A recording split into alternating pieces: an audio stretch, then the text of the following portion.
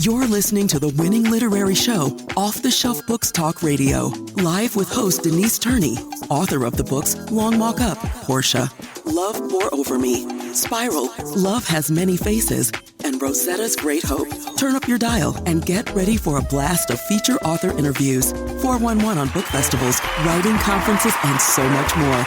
Ready? Let's go.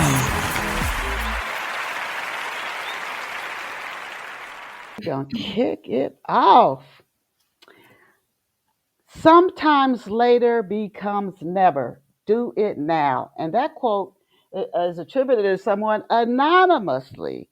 And again, to repeat, sometimes later becomes never. Do it now. My grandfather told me that. He was in his 80s. I told him I wanted to get my books going. And he said, do it now. He said, even if you stay in your body a long time, he said, your energy may drop off after a certain point. And he said, your focus could shift, anything. If it's something you want to do it now. I also piggyback on that.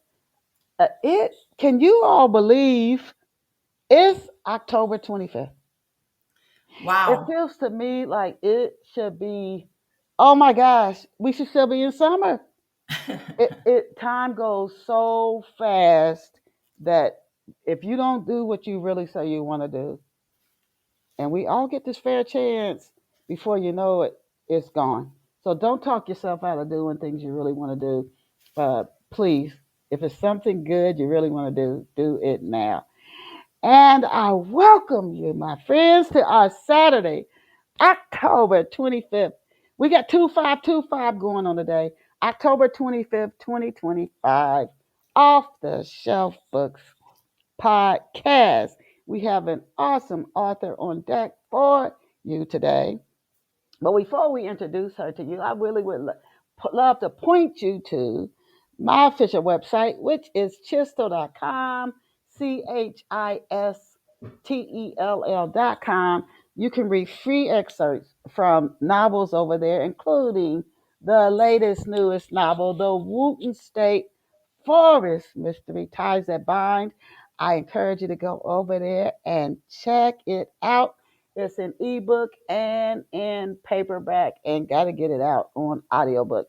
Again, CHISTELL.com. And I hope you will bookmark that site. And now let us go and meet today's special off the shelf guest. And today's guest is, drumroll, Rebecca Rosenberg. Rebecca is an award-winning author of historical fiction. Don't you love historical fiction? You can be entertained even while you're learning. And she and her husband founded Sonoma Lavender, the country's largest lavender company. And additionally, Rebecca is the author of several books, including Lavender Fields of America, Gold Digger, The Remarkable Baby Doe Tabor, Silver Echoes, The Secret Life of Mrs. London, and Madame Pommery. And I encourage you to visit Rebecca Rosenberg's official website at rebecca-rosenberg.com. And I'll spell that for you, REBECCA hyphen ROSEMENBERG.com. Again, that's REBECCC like cat, REBECCA hyphen ROSENBERG.com, Rebecca-Rosenberg.com. You're going to love visiting her website, the writing, the pictures, the vibe at her site. I think you're absolutely going to enjoy being there. So now it's time to say welcome to Off the Shelf, Rebecca. Hey, Denise, you did a lot of homework on me. Oh my gosh, I like to do the research on the authors and learn more about them. And some websites are just, yours is one of them, are just, it just got this vibe, this energy, the soul that you would love visiting, as I told our off the shelf listeners visiting Well, thank you. your site. I love, I was in the advertising business before, and I love creating gorgeous graphics and Oh, gorgeous covers and everything. So I'm glad you liked it. okay. It's just a pleasure having you with us, especially again as I research and I always learn something from every guest, as I'm sure our listeners do. Can you please tell off the shelf listeners where you grew up and what life was like for you growing up, Rebecca? I grew up in Denver, Colorado. Mm. And so I would go with my family every summer up into the mountains and we would check out ghost towns and honky tonks where they throw the peanuts shells on the floor, and there's a band going on. And we learned a lot about gold mining and silver mining and all the people who lived in the 1800s who were coming west for all that gold and silver later, and what happened to them. They were amazing. So I lived in a very adventurous kind of childhood, and of course that would spark your imagination about the people who were there then and who were really coming west for the first time in the nation and encountering the Native Americans and just that whole vibe there with Doc Holliday and all the silver people and all the bandits too. They had like Jesse James and everything. So it's a very exciting time in history. And then I got going on loving that kind of history. Oh my goodness!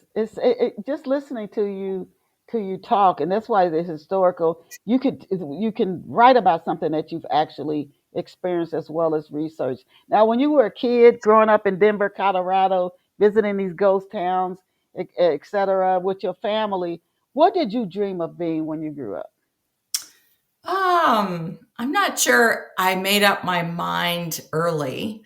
I did end up at the University of Colorado in Boulder, and then I was a psychology major and a theater major. So kind of dramatic, but also that psychological interest, and very interested in Freud and what they were writing then about multiple personalities. And that's what I just wrote about. I think we'll get into that. But what I just wrote about is a true story of a multiple personality superstar in the 1920s and how that affected her. So that's what I was Okay. into, is understanding people. And in that early times of childhood, I was particularly interested in the women's stories historically, because mostly history, as you know, is all about men and wars and all of that. And so I was always taken with what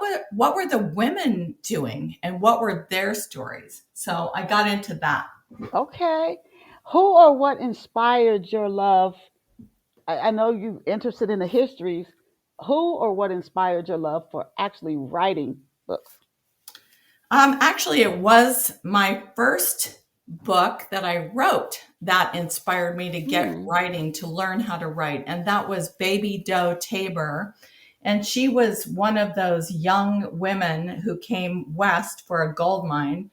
And so when I found out about her story and how her husband abandoned her in the gold mine and she had to run it alone, and she had a baby, and that was stillborn actually. And so Hmm. she really inspired me, and I said I really need to write her story. So then I started taking all sorts of classes on how you write, and I just started writing that novel. Oh my goodness. Now what so that is that what attracted you to historical fiction? Not only was attracting you to writing, but that you settled on this genre. Yes, and so you're asking me questions as if like I always wanted to be a writer and studied that, and I really didn't. So I came in from the back end, like being totally fascinated by the women's stories that I was encountering, especially in the beginning, Baby Doe Tabor. And I just wanted to tell her story because it was so phenomenal. I mean, this girl was like 24 when she came west, and she had her own gold mine because of her husband, but she kept going and became the most famous and most scandalous woman in the country. So had to capture that story. So I guess I'm more of a storyteller than a writer. Okay. Now, to your books, is Lavender Fields of America, is this a work of fiction? And please also give us a brief overview of the book. Okay. So I live on a lavender farm in the middle of Sonoma County, California. And so right now I'm looking out to a very rainy vineyard. So we have hundreds and hundreds of vineyards all around our property, but we have 5 acres. So we decided a long time ago, almost 30 years ago, to grow lavender because like we have just the 5 acres and you can't grow grapes on 5 acres. So we started planting lavender and made a lavender company called Sonoma Lavender. And during that time that we had that company for 20 years, then I wrote the book, Lavender Fields of America. And that was about the 200 lavender farmers there are in America and telling their stories. And I just loved that. It was fascinating getting to know them. This is a has gorgeous pictures, which each lavender farm gave us. And then I interviewed them and wrote their stories. Oh, so before we move on and we start talking about some of your novels, I'm just curious myself. What's involved in lavender farming? I've never even heard of it before. Yeah. Well, it's beautiful. So if you go on my website, rebecca-rosenberg.com, you can see some of the pictures. But so you just plant little lavender plants. We've all seen them at the nurseries, and you have to plant them in sandy soil, like well drained soil, which we don't have. We have clay soil, so we had to amend it. And you plant them in rows usually. And they take, like, they really only take a year or two to mature. And then you can start harvesting the lavender and we made hundreds, truly hundreds of products, and you can still see those today on sonomalavender.com.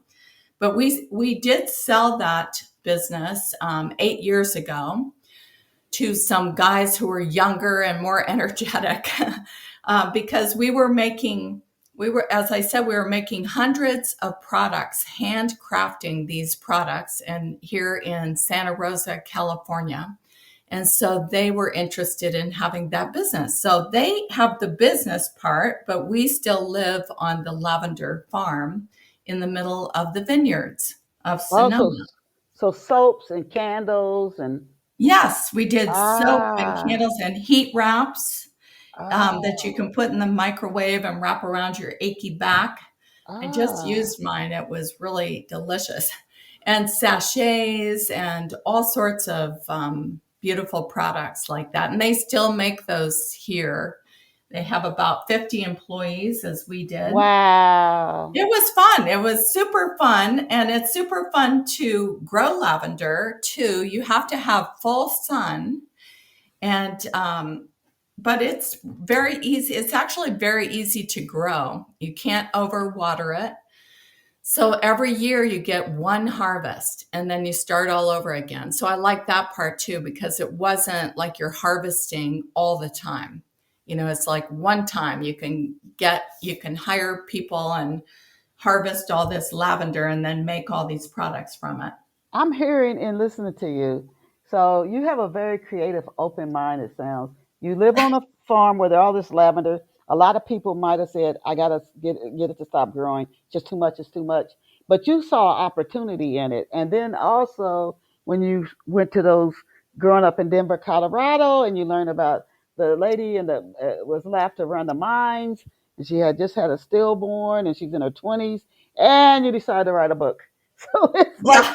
from these experiences, you just take it and your creative open mind does something else with it. So as we're talking about how your creativity, etc., can you please now give off the shelf listeners a brief synopsis of Gold Digger, the remarkable baby doe Tabor? Yeah.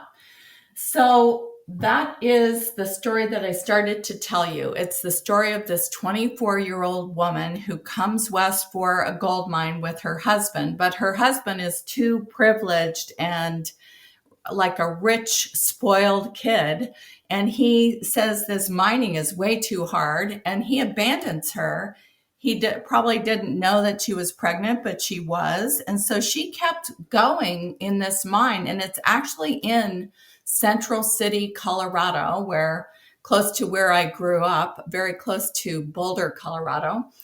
And she kept going with the mine. But then, of course, it was too hard. She was one of the only women in this gold camp that was doing this mine. So it was way too hard. And she found herself snowed in. And luckily, she met a friend who said, "You got to get out of here and go to another town that was better, bigger, and everything." This is in 1878, so way back when. And there she just happened to meet a man, an old prospector who was twice her age, like 50 years old at the time. And he had just struck the biggest silver vein in history. So Mm. they ended up having an affair, which was a big scandal. And he divorced his wife, which was an even bigger scandal because by then he was the governor of Colorado. Then he became a U.S. senator. And he actually takes Baby Doe to Washington, D.C. and marries her at the capital of the nation with the president. So that's how important these people became. And they were the richest couple in America, but they were also the most scandalous because they had both divorced their spouses. And so it's the rags to riches story. But then they do a lot of amazing things that are in the book, but then they lose every single penny of their wealth when silver crashed in 1893. So it's about rags to riches to rags. And what Mm-mm. happened to these people afterwards is amazing. And I actually wrote, that's the first book called Gold Digger. It's on Amazon.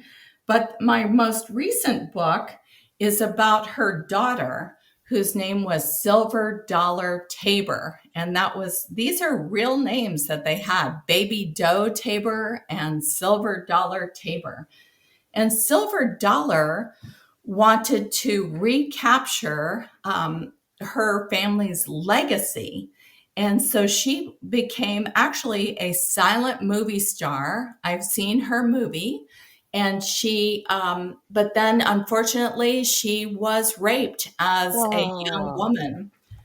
And so this is all true story. So I only write about true stories, but they are fictionalized in that, you are filling in all the conversations and the emotions that we don't really know about. So she went off to Chicago and became a silent film star there and a speakeasy performer with a tiger tamer act. But her big problem was that because she had been so traumatized as a child to lose all their money, and her father died, and her sister abandoned them, and her mother took her up to live in a little mining cabin, she developed a secret friend, which was like another personality. Uh, So she has a split personality, and that's a true story. And it really caused havoc. And so we learn about her life in Chicago, trying to make it, trying to be a star, and yet having this wild personality that would go out at night and pick up men and do drugs. mm. This was the 20s, so prohibition. So it was a tough life for her. And so that's a dual timeline novel called Silver Echoes. And we get Baby Doe at home worrying about her daughter and trying to keep the mine alive while her daughter is struggling with this alternate personality. Wow. So I'm going to get to Silver Echoes, and I want to try to take the reader through from the earlier part where where Baby Doe Tabor Where are these stories set? I'm assuming Denver, Colorado, but I don't want to assume. Where are they set, and what can you give us the time period that Gold Okay. Digger is set in? Gold Digger is 1878 to about 1893 when silver crashed. And in that big silver crash, and that they were in Denver, Colorado, but they were very, they were also in Washington, D.C., and they were friends with the Vanderbilt. So they were very high end. That's the Gilded Age of America. They were very wealthy people. And the cool thing about that book in Gold Digger is the Tabors bought and built many, many theaters across the West. So they would bring all the Broadway actors and all the plays and all these singers and the ballet dancers and to do theater in the West. And that's who their friends were. So they were friends with Oscar Wilde and Sarah Bernhardt and Lily Langtry. And so that's how Silver Echo, Silver Dollar, grew up, is with that famous group of people as her friends. But then when they lost all their money, all those friends are gone. So, Wow. So, how old? Now you said Elizabeth McCourt. Is yes, she that is Baby Doe. So Baby Doe's real name was Elizabeth McCourt. okay? Okay. When Elizabeth McCourt, how old is she when she has her daughter? Because the first baby was a stillborn, you said. And that's when her first husband said it's too hard, and he left her. Right, right. I think she came west at 24. So by the time she had Silver Dollar, she was probably like 27, 28. Okay. What is? Where is she from? Where is She's she from from? Wisconsin. Ah. Baby Doe is from Oshkosh, Wisconsin. And can you describe her family and her personality? Oh, Baby Doe's personality? Yeah, Elizabeth McCourt. Okay, Elizabeth.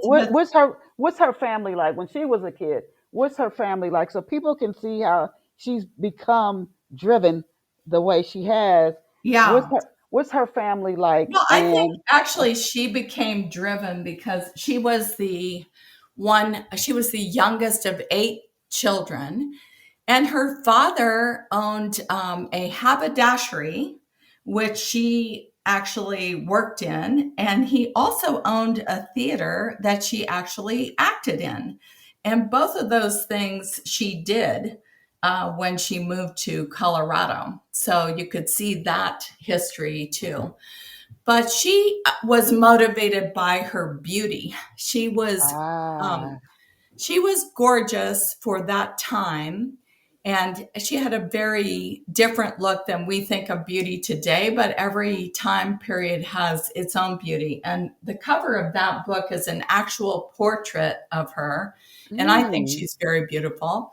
So she was motivated by that because that's women of those days, they could get a rich husband, which is what she did, a young, rich husband who had a gold mine, because of her beauty. But meanwhile, she didn't even know him very well. So they got out there and he turned out not to be made of the same kind of tough stuff she was made out of.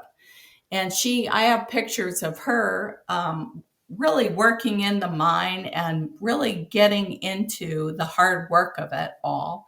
And she showed that through her entire life. And she actually lived up in that little mining cabin, just a one room cabin that I've been in. She lived there until she was probably 83 and she froze to death up there, which is oh super sad. But the book is not about that. It's about her gumption, the fact that she just stuck with it. And she met Horace Tabor, her older husband, through their mining interests. And so it wasn't like she's hanging out at the bar or something waiting for him. They both had mines and they started talking mining, and he was really taken with how interested she was. And she stayed interested and involved with mining for the rest of her life. can you take our listeners back we're going back to like the late 1800s, and we're heading back well over a century. Who might not be as familiar with mining a little bit? I've seen some images and pictures and some documentaries, just small things on it, and it was very dangerous. Mining was, and still, I know they use a lot of equipment now to do mining, but even up to just a couple of decades ago, it was very dangerous mining. But what were these towns like? Because now these mining towns are ghost towns.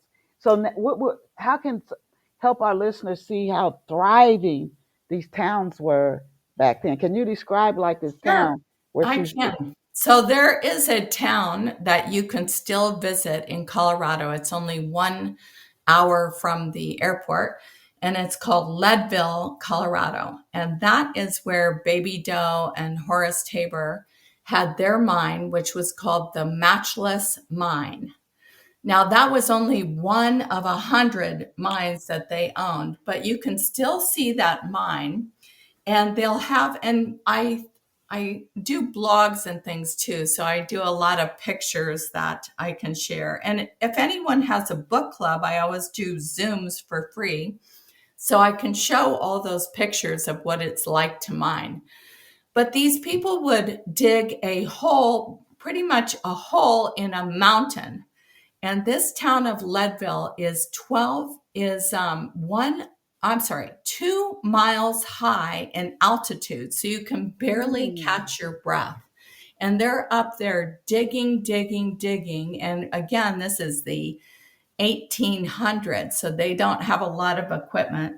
And they dig 13 stories down into the wow. mountain, and they build these, they build a way like a pulley, like an elevator, a lift that would take you down into the mountain. And then they build tunnels through the mountain, like horizontally. And so it's an amazing operation. Now, I will tell you, if you ever can visit Leadville, they have a national mining museum there that shows that very thing. And it shows a lot of really visual, beautiful depictions of what mining life was like. And so you imagine that you're going down into a mountain, 13 stories, and that on each story, they're building tunnels into the mountain horizontally, and that you are traveling through those tunnels. Mm. So it's a pretty heady thing. And of course, you can see there can be cave-ins, Oh yeah. there can be floods because all the mountains, you're in a mountain. There can be avalanches, there can be like the water coming through, and all that happens in the book. So actually, you'll get a really great picture of it in both books, in both That, Gold Digger and Silver Echoes. There are mining incidents. so are there like there beauty salons, there's shops, there's musical entertainment, there's Well, residential homes. okay, that's good. Well, back in the 1878, a lot of the women that were there, which are not too many, they were prostitutes, to be honest. Oh. And they had their little shops set up on the corner of town, so men would go over there, and just individual little rooms.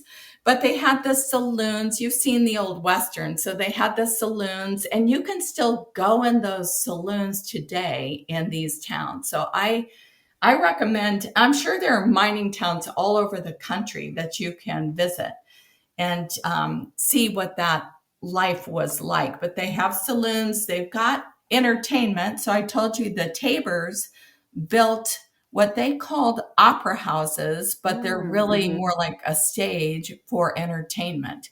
And they would have all sorts of local entertainment, like banjo players and bands, or they would bring in these really top notch entertainers to these mining towns as well. So that was cool. And Have they had churches. They have a beautiful old couple of old churches there. And, so society, once there started to be a lot of money being made from the mines, then a lot of these miners wanted to become different things like haberdashery or, having a drugstore, or there's more infrastructure to the place. Oh my God, I'm loving hearing you talk about this. I mean, the way you tell this story, I can tell you're very, very knowledgeable about it. Was Baby Doe the only woman working in the mines at this period? Yes. Okay. Baby Doe was the only woman that we've heard of in history at that point that was working in the mines. If I could show you the picture of her first town, which is Central City, Colorado, it's just ramshackle buildings. It's just a bunch of miners trying to make a living, and maybe a handful of women at that point. And the women always shunned her because she was so pretty, and she was Catholic and they were Protestant.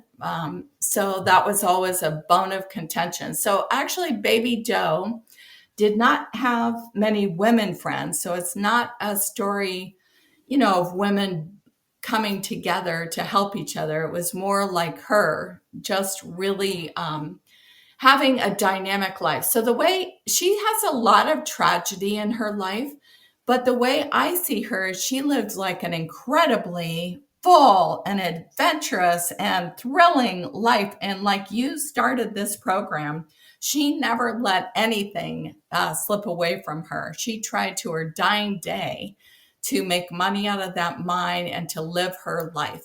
And she did. She was rich at some point. She had mansions and carriages and gorgeous clothes, and she was famous. She was adventurous, and she was really one of the most dynamic people that I've ever read about. And Wow. Oh my, that's what you asked me, Denise, is why did I get into writing? Because of her. wow. You're making me more and more interested in Elizabeth. Now, had you always, when you first started to write it, you were intrigued by her. Had you always intended to make her story a book series?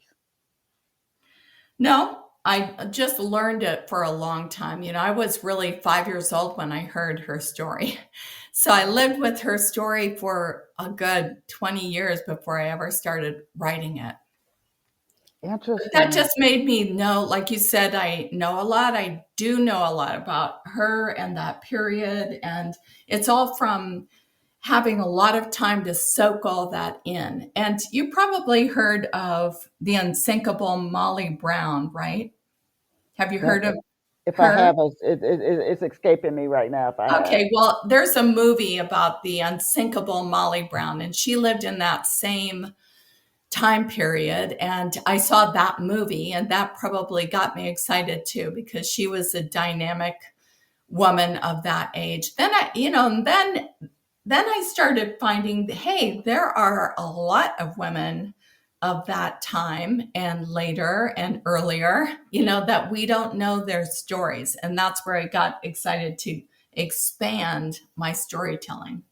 Oh, and thank you for doing that because a lot of stories from a lot of different people, uh, it seemed like we have these certain heroes that we just tell their stories and you don't know about these other folks. Now, Yeah. in Champagne Widows, moving to another book, in Yeah. Champagne Widows, how did, I know I'm going to probably say the name wrong, how did Vavu Clitco, and please say it right for me, Okay. Her name. become the first woman of Champagne? You got some strong women in your stories. Yeah, all of my women are strong, dynamic women.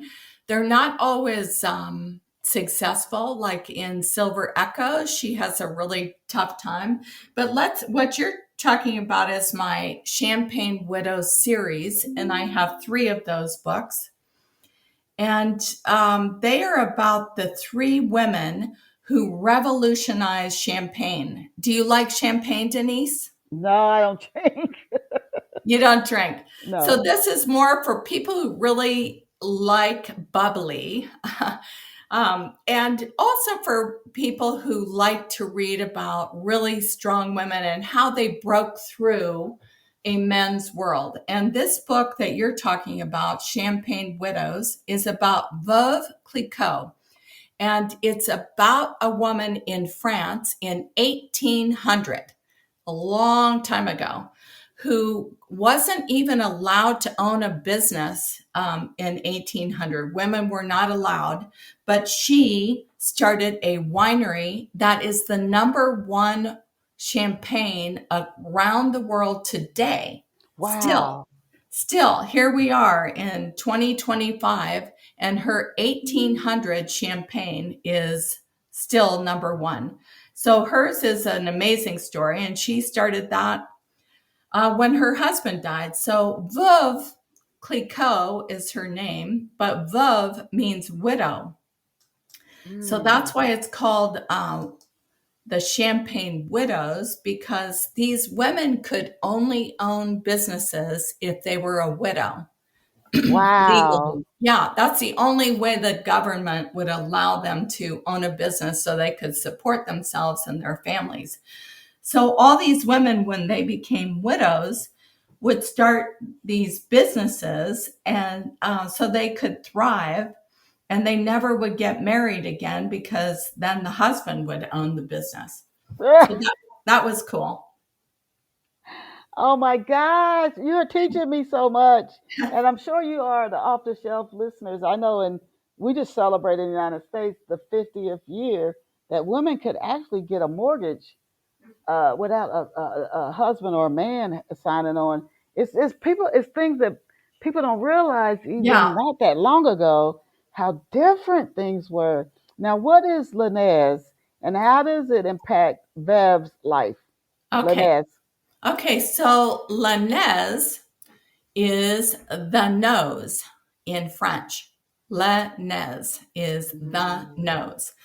And Veuve Clicquot was born with this extraordinary capability, which was le nez, which meant that she had amazing sense of smell. Ah, And you probably know that your sense of smell is responsible for, I think it's like 75% of taste. So if you know how to smell something, then you know what it's going to taste like. And smell is like the first part of taste, of aroma. So she had this incredible nose, and with her nose, she could smell which of the grapes that grow on where the grapes were on her vast property. She was a very rich woman. Her family was very rich. Which grapes could be combined together to be more delicious than everybody else's champagne? And so she used that talent very well. So a lot of people like you, Denise, if you don't drink wine, what I want to explain is depending on where the grape grows will change the taste entirely. mm, So let's say you have a Chardonnay grape. If it's growing on the flat ground, like I'm looking at outside my window here, it's going to taste different than if it's growing on a mountain, or if it gets ah, a lot of sun, or if it doesn't get very much sun. And so when you have these master winemakers, what they do is like a chef, like a master chef, and they're taking grapes from different parts of their territory to put them together to make the most delicious wine there ever was. interesting. Oh my goodness, you're so well. You got a broad, deep learning from the Yeah, lavender to the I do, wines and but the champagne and the vines. that's the fun of being a historical novelist is you get to dive into their world and find out what it is that, inspired them and learn about their world. And it's just fascinating. By the time you get done writing the book, you know a lot. You That's know, true. Tell us about the interaction between Emperor Napoleon and Vev. above Clicquot. Vo- So that was what is exciting. That's a big piece of this book is that Veuve Clicquot, I told you, created this champagne in 1800.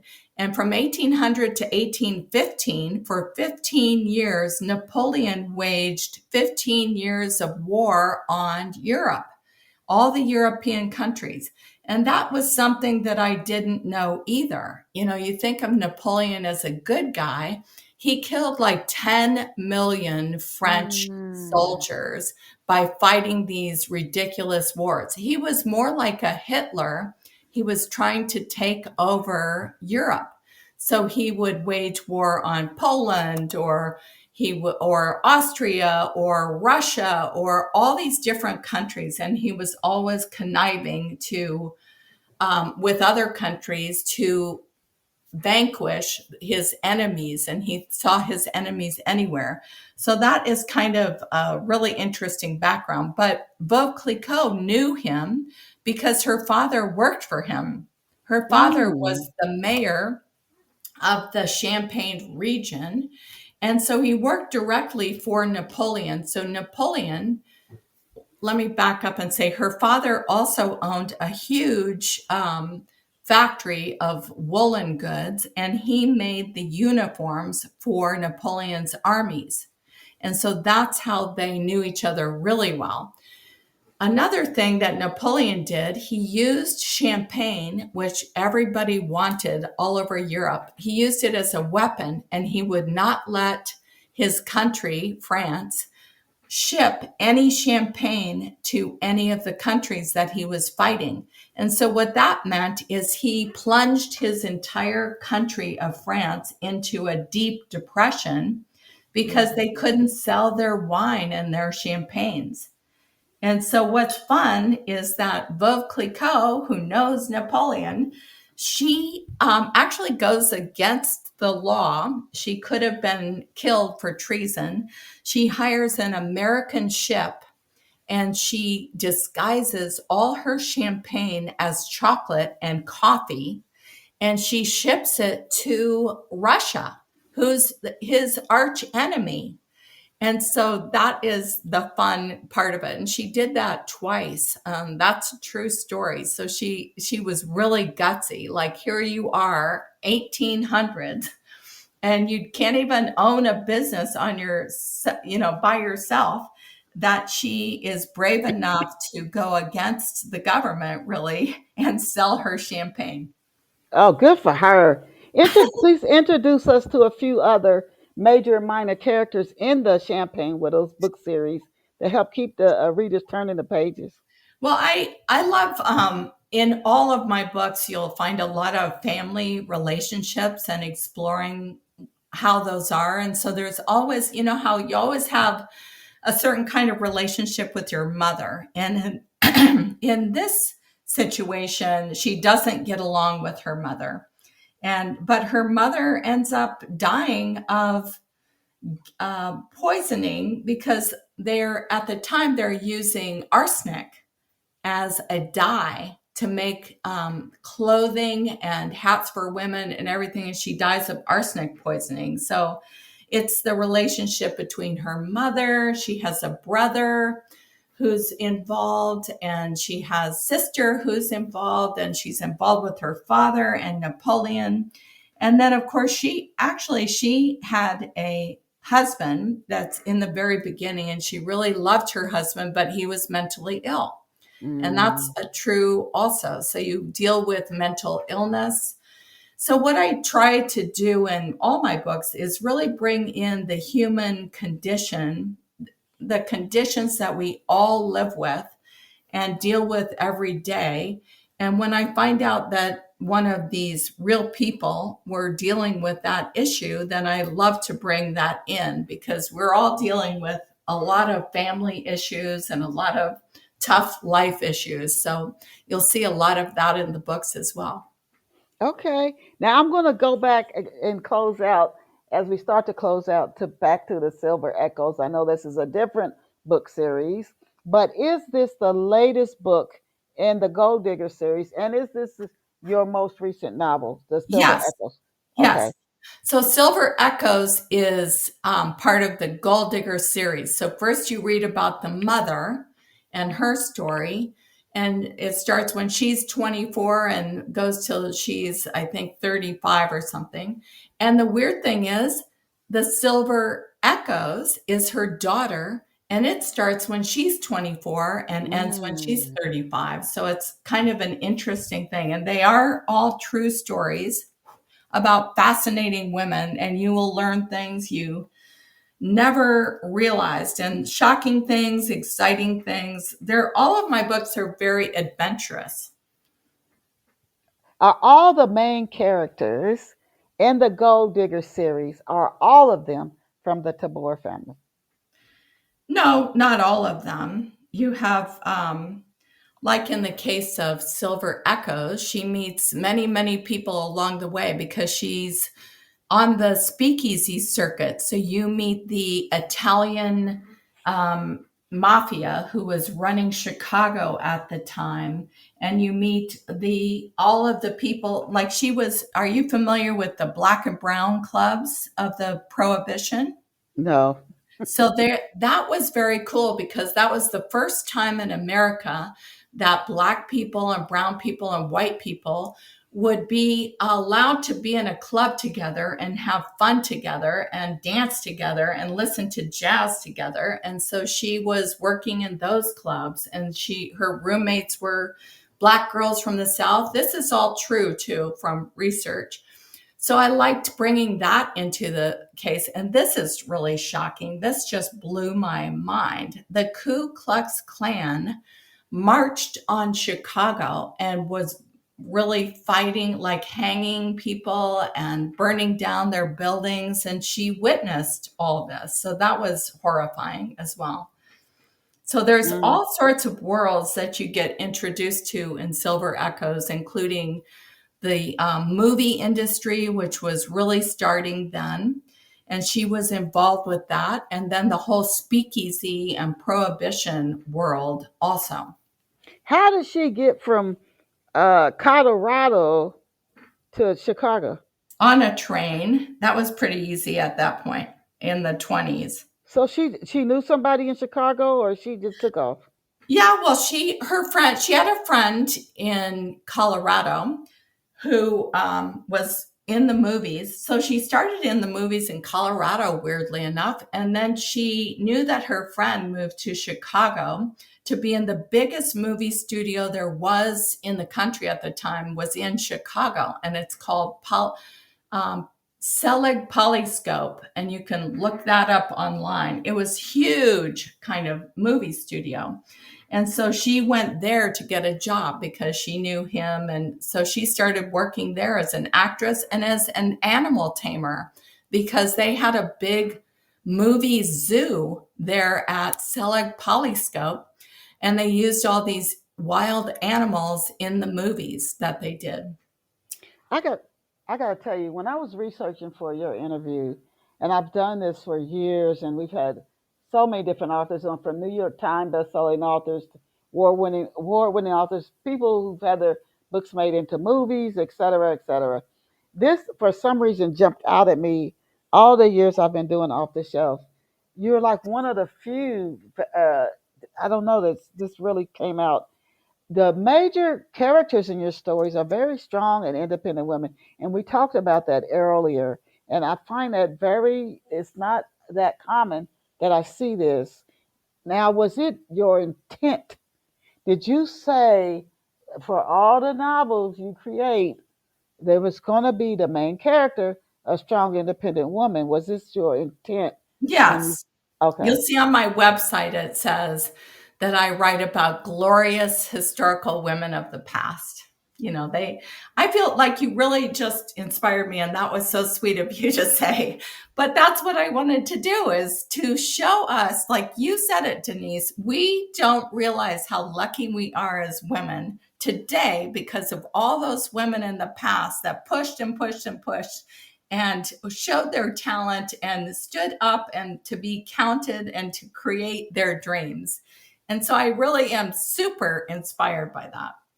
Now, what have readers been saying about the Gold Digger series? What do you hear from readers? Oh, you can see you can see all the reviews on Amazon. You can see them on my website. I get lots of awards. Like Gold Digger won 2 national gold awards. And it depends on what you like to read. But if you want to find out more about that mining part of our history, which is huge in every state across the country, that would be a really cool place to start. And it's a little Wild West, but it's not too Western. It's more Gilded Age. So that one's very interesting to read. But it always depends on what people like to read. Now, I would say that Silver Echoes is one of the darker novels that I've ever written because it deals with, it's actually called DID, Dissociative Identity Disorder, which means that you allow your different personalities to kind of live their own life, and it creates problems for people. And that's a true thing that people deal with today, which is why I wanted to tackle that. And she had it. So I think it's good to bring that to light today because there are people dealing with mental illness. Yes. Now, you also blog about your books on your website. How has blogging helped you as an author to connect with your book's target audience? Yeah, just like you and I talking now and all the different stories that I have, I get a little frustrated. In a novel, you have to keep going with the novel story, but there's this little side story and that little side story that you'd like to tell people more about. And so I like to use the blog to dive a little bit deeper, talking about for Silver Echoes, who the gangsters were then and what some of their stories were and what happened to them, things like that. And this Selig Polyscope, that movie studio that's in the middle of Chicago, what happened to that and what were the movies they created? So the blog helps me get into those details or tell people a little bit more than I can in the novel. Okay, as we start to wrap up, I do want to ask for our listeners who might be writers or would be authors themselves, what writing process do you follow when you start? Do you use an outline, character sketches, etc.? Do you follow? And then I want to piggyback that with another two more questions before we close. Okay. Yeah, you have to know what you're planning to write about. So I wouldn't get too hung up on the outline, but you have to go through and make notes of where is this novel going? And if you're a new novelist, then you can find a kind of a work a worksheet to do that, to tell you what kind of action you want to tell this story with. So I would encourage that. But then as you start writing, it comes alive for yourself. But the big advice I would give you is don't be too critical on your first draft. I call that first time a draft. So just get your story down and don't overwork all the words, and don't do that, because right now I'm on my fifth draft of my next novel. And that's where you get to add in a more exciting word or a more exciting thought or deeper character or more description. But if you do that in the beginning, you'll never get through the first draft. Mm. Can you share three steps that you found to be effective, Rebecca, at getting the word out about your books? I have a Facebook page, and I have a Instagram, and I have a blog, and I have a website. Those are my key places where I show up. And I try and post like at least 3 times a week. Sometimes right now I'm posting every day because I'm talking about a certain book that has to do with Halloween, which is we didn't even talk about that one, but The Secret Life of Mrs. London is the love triangle between Houdini, Jack London, and Charmian London. And so that is cool. I like to do specific blogs that are appropriate for the time of year we're in. Like I won't be talking about champagne until it's champagne season. Ah, Yeah, interesting. yeah. So you can blog, you can do these posts. That is helpful to do posts on those vehicles, on Facebook, on Instagram, on your blog, and to reach your audience. And then if you join groups on Facebook that are related to your book, like I'm a member of American Historical Novels, then I will post on there once in a while about my American novels. So but the number one thing you can do is to collect names of your followers, and to keep an organized mailing list and to send them a newsletter once a month to update them on what you're doing and, what a new story or a blog or whatever, but keep in touch with the people who already like your work.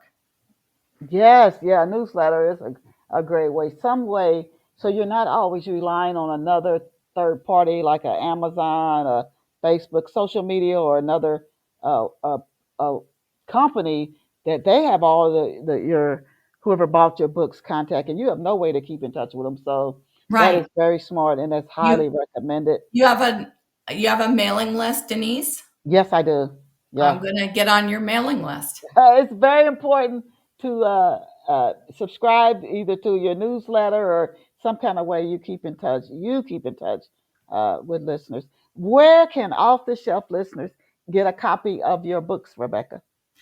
They can order any book from any bookstore. Do you know about bookshop.org? Yes.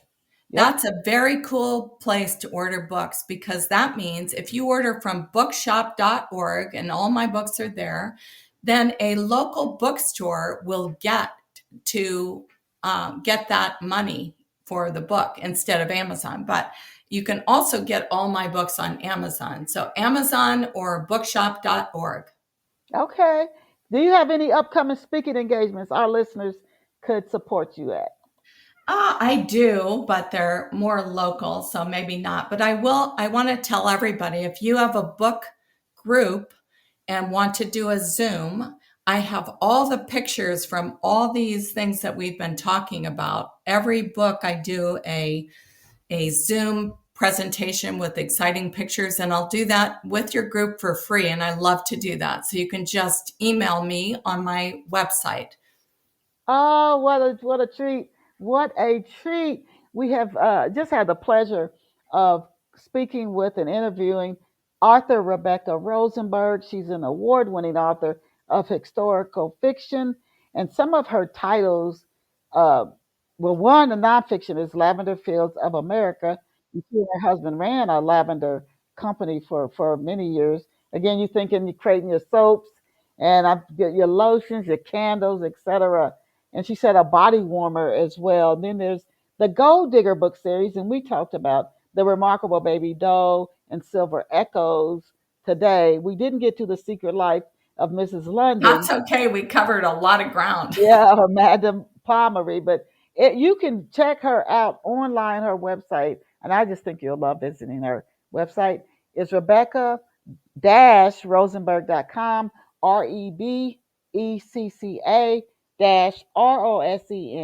Rebecca-Rosenberg.com, Rebecca-Rosenberg.com. Thank you so much, Rebecca, for being here with us on Off the Shelf today. I love how you have your books center on these incredibly strong, creative, independent women. I just love that. And thank you for that. And to our listeners, as I always tell you, you are incredible. You are just phenomenal. Please, please, please get that down in your system and go out and create a fabulous day for yourself. Once the show finishes streaming, listeners, you can listen to it as over and over as many times as you like. And please share it, share it, share it. See you back here next Saturday. Rebecca, I'll shoot you a link to the show when it finishes streaming. Thank you so much. Bye for now. Thank you, Denise.